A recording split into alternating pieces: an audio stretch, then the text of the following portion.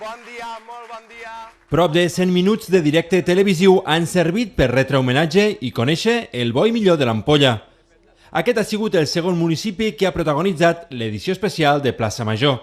El programa ha mantingut l'estructura original que va estrenar fa un mes Roquetes, adaptant part del guió a les peculiaritats del municipi mariner.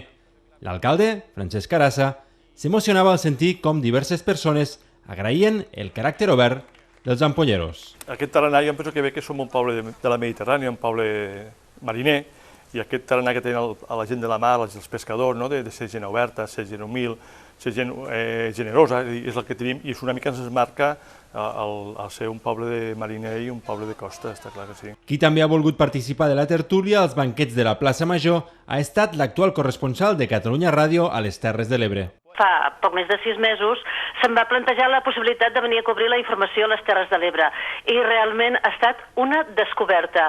Estic encantada de poder treballar aquí i també de viure a l'Ampolla. De fet, em sento molt ampollera ja. Al programa també s'ha parlat de l'actiu més potent a nivell econòmic en què s'ha convertit la pesca, també de la seva situació econòmica actual. El punt final s'ha posat amb l'aparador on s'han exposat plats cuinats amb mostra i els dolços típics de les fleques locals.